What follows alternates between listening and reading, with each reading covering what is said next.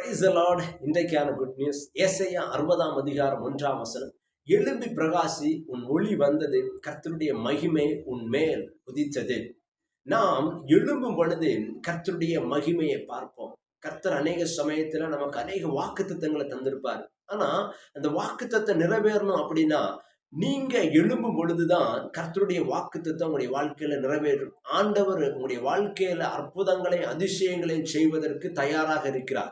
உங்களை கொண்டு கர்த்தர் பயன்படுத்த தயாராக இருக்கிறார். ஆனா நீங்க எழும்பும் பொழுதுதான் அந்த வாக்குத்தத்தங்கள் ஒவ்வொன்றும் உங்களுடைய வாழ்க்கையில நிறைவேறும்.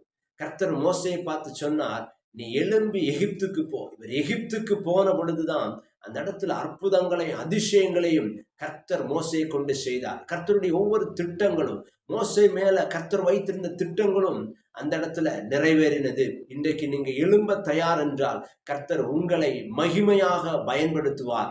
இந்த வார்த்தையின் பிரகாரமாக கர்த்தர் உங்களை ஆசீர்வதிப்பாராக. Have a nice day. God bless you.